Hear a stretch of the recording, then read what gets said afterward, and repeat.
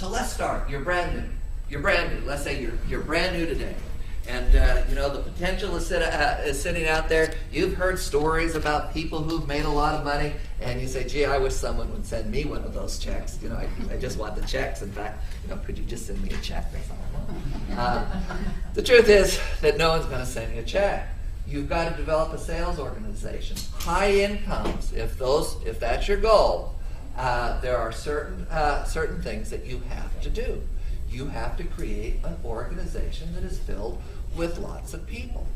I have thousands and thousands of executives of which I'm paid for. And I don't know the names for most of those people. I don't know most of those people. I know hundreds of them, but I don't know all of them because there's just too many. They're spread over 49 different countries. And that process all begins the same way. I can remember when I first was introduced to Nu Skin, Craig Tillison and I, we were brother-in-laws, and that we sat down with Blake Roney. All right, so this is the very first day that I was introduced to Nu Skin. So I sat down in Blake Roney's office. It was a miserable little office. And Blake Roney was 26 or 27 years old, and he looked like he was 21 or 22. He had not quite yet developed facial hair. I mean, he looked like he was just so young. And I was startled a little bit by that because I was going to put my fate into his hands. That we talked about the marketing plan. We arranged different things around the company, and then the day came after all that conversation about what we were going to do, all the planning, and it was very fun to sit with Blake and plan the future. I enjoyed that a great deal, but the day came where I had to sit down and make my first call, and I can remember sitting in my office to make that first call, and it's like, oh, okay. I've got to do this. Because all the thought and all the planning and all the possibilities that we were discussed, they were all for naught until I made that first call. And then oftentimes that's a difficulty for people, is that you're intrigued by what you've heard. You want the benefits that you've seen and that what you anticipate can be there for yourself. But there has to come that moment where you actually translate that into activity. And that is the most difficult moment in the business. It is helpful if you have an upline that will share that moment with you. Because we're held back because we don't have any knowledge, right? I mean, isn't that the problem? I don't know very much about the business. Oh my goodness, what if they ask me a question? And so you're held back by your lack of knowledge.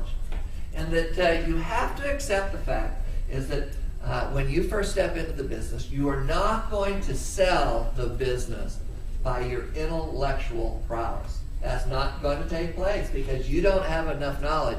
And if you postpone starting the business until you feel like you're intellectually able, you're not going to be successful either. You have to take a deep breath and you have to begin to talk to people. And that it will be uncomfortable for you. The first conversation, the second, the third. But after a while, it becomes just part of who you are. And that is the first step. And oftentimes, as you develop your own group, you need to take that person and you need to help them make that first step. Whether it's a conference call, whether it's doing the business together for a period of time, is that you need to help them make that first step. Having said that, I'm going to put a cautionary note in the mix. That person has to be willing to invest their time and energy in the business on their own. There's a phrase in the industry, if you drag them in, then you have to drag them around. And that means that everything they do, you have to take them by the hand and you have to drag them. And you know what? That won't work. The biggest mistake that people make is that they think that the business is about getting numbers of the number of people that they have sponsored into the business. And somehow the collection of names is going to make them successful. And that's not true. This is a lesson that I learned when I first stepped into the business, and Susan talked about this a little bit yesterday. When I first stepped into direct sales, I had had no sales experience whatsoever. I had not gone to a meeting. And that because of the income of my brother-in-law, I picked up and I left where I was living in Utah and I moved to New York City. And I found myself in that first morning, I'm in a business. I have made a declaration to the world by quitting my job and moving to New York that I was in the business. The worst part of it is I was living with my mother-in-law, but and that I didn't know anything about the business. I didn't know anything about the business. I had not even gone to a meeting. I just knew the barest fragments of how the business worked. And I began to go out and talk to people. And the joke I use, and I go up to people and say, "Hey, you're fat, let's talk." Because it was a diet business. And that, and so it wasn't very effective for me. And then as a consequence, I learned the business by myself. In other words, my knowledge of the business did not come to me intellectually. It came to me through experience. And so that I had to learn, okay, I have to say certain things. And if I say this, I get one result. And if I say that, I get something else. And so I had to constantly sift through what I was saying. And that I'm going to tell you that I was not a natural.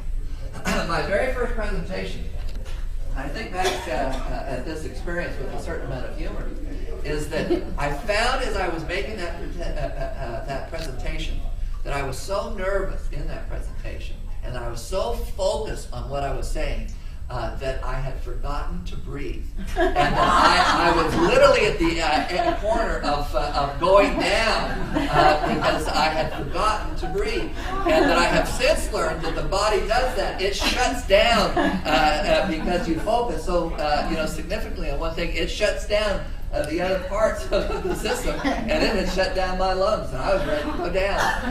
And I realized that I was not going to be effective in that environment. Is that I had to give that presentation enough times until I owned that presentation, and that when I had made that presentation, because I owned the presentation, I could then listen to what was saying back to me, and that was as big as part of the exchange as the information that I was imparting, because when I was able to listen to what was being said to me, then I could focus on the needs of the individual, and that works so much better when they declare their needs to you and you hear their needs and you focus on their needs, as opposed to you assuming that this is their need or that is their need. Is that when you listen to them, is that you can then say, yes, this is what you can do. Yes, it will allow you to live in this way or that way. And so that really facilitates your productivity. And ultimately, that's what it's all about, is it not? I mean, you can go out and you can talk to people, and that if you are not very well versed in what the business is, then you'll have low productivity. And you might have to talk to 100 people to sponsor one. But as your knowledge base gets better, as your confidence gets better, then you're able to talk to fewer people and get a better result. And that's always the race, so to speak, that takes place, is that oftentimes people are not very productive in terms of the return on the time they're putting in the business, because they're in an instructive stage. They're being instructed by life on what is needed, what is needing to be said. And about the time, and this is always a tragedy, about the time they start to become knowledgeable and they start to become able to catch the attention to people, is where they begin to ask themselves, gee, I don't seem to be getting the return on my time, and that they have to make a second decision in terms of whether they're going to pursue the business or not. And so those of you who are new and just starting the business, don't allow yourself to be confused about that first little while. Is that you are, even if you don't get the return that you would like to get, is that as you become more productive, as you become more efficient in this area, is that you will eventually start to get a better return on time spent, and you'll talk to fewer people and get a better result because of that.